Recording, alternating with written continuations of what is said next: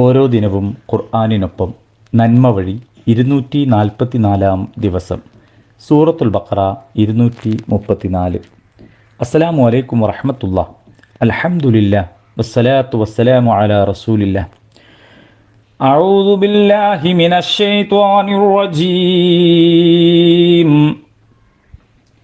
والذين يتوفون منكم ويذرون أزواجا يتربصن بأنفسهن 4 أشهر وعشرا فإذا بلغن أجلهن فلا جناح عليكم فيما فعلن في أنفسهن بالمعروف വല്ലാഹു ബിമാ തഅമലൂന ഖബീർ.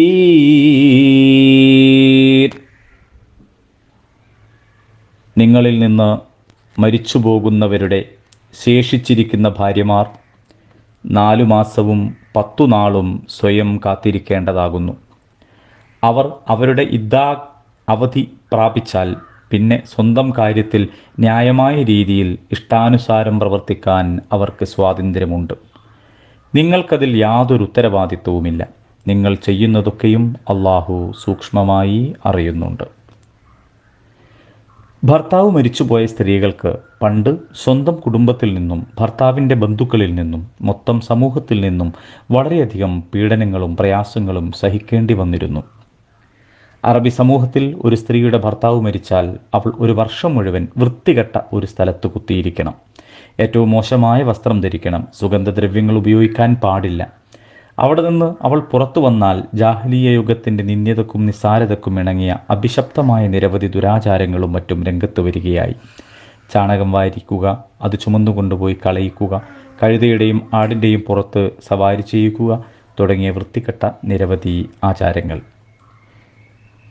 നമ്മുടെ രാജ്യത്തും ഇത്തരത്തിലുള്ള പല സമ്പ്രദായങ്ങളും ഉണ്ടായിരുന്നിട്ടുണ്ട്. ചിലതെല്ലാം ഇപ്പോഴും നിലനിൽക്കുന്നുണ്ട്. സതി അതിൽപ്പെട്ട ഒന്നാണ്. ഭർത്താവ് മരണപ്പെട്ടാൽ ഭർത്താവിനൊരുക്കിയ ചിതയിൽ വിധവയായ സ്ത്രീയും ചാടി മരിക്കുക എന്നതായിരുന്നല്ലോ സതി.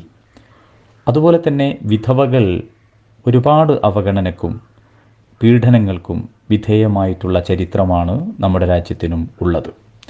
ഇപ്പോഴും പലയിടങ്ങളിലും പലതരത്തിലുള്ള ദുരാചാരങ്ങളും നടന്നുകൊണ്ടിരിക്കുന്നു. എന്നാൽ ഇസ്ലാം വന്ന് അവളുടെ ഇത്തരം വിഷമങ്ങളെല്ലാം ലഘൂകരിച്ചു. അവളുടെ മുതുകിൽ നിന്ന് ഭാരങ്ങളെല്ലാം എടുത്തുമാറ്റി. ഭർത്താവിൻ്റെ വിരഹവും ഭർത്തൃവീട്ടുകാരുടെ പീഡനവും എന്ന ഇരട്ട ദുഃഖം പിന്നീട് അവൾക്ക് ഒരുമിച്ച് പേറേണ്ടി വന്നില്ല. മാന്യമായൊരു ജീവിതത്തിൻ്റെ വഴി അവളുടെ മുന്നിൽ അടച്ചു കെട്ടിയില്ല. ശാന്തമായൊരു കുടുംബജീവിതത്തിൻ്റെ വാതിൽ കൊട്ടിയടച്ചതുമില്ല.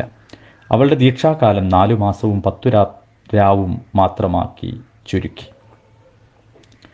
എങ്ങനെയാണ് ഈ ദിവസങ്ങൾ നിശ്ചയിക്കപ്പെട്ടത് എന്നത് സർവ്വലോക രക്ഷിതാവായ അള്ളാഹുവിൻ്റെ യുക്തിയിൽ പെട്ട കാര്യമാണ്. എന്നാൽ ഈ കാലാവധി കഴിഞ്ഞാൽ ആർക്കും അവളുടെ കാര്യത്തിൽ ഒരവകാശവുമില്ല.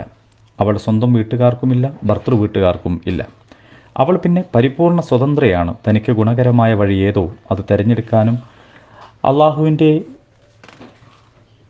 ചര്യയും ചട്ടങ്ങളും പാലിച്ചുകൊണ്ട് മാന്യമായി ജീവിക്കാനും അവൾക്ക് സ്വാതന്ത്ര്യവും അവകാശവും ഉണ്ട്. മുസ്ലിം വനിതകൾക്ക് അനുവദനീയമായ സൗന്ദര്യ വസ്തുക്കളൊക്കെ അവൾക്കുമാകാം. ആരുടെയെങ്കിലും വിവാഹ അഭ്യർത്ഥന സ്വീകരിക്കാം. ഇഷ്ടപ്പെട്ട പുരുഷനെ വിവാഹം കഴിക്കാം. ജീർണിച്ച ദുരാചാരമോ ആരുടെയെങ്കിലും ദുരഹങ്കാരമോ അവളുടെ വഴിയിൽ വിലങ്ങുതടിയാവില്ല. അല്ലാത്തൊരു നിരീക്ഷകനും അപ്പോൾ അവൾക്കില്ല. അള്ളാഹു നമ്മെ അനുഗ്രഹിക്കട്ടെ. അൽഹംദുലില്ലാഹി റബ്ബിൽ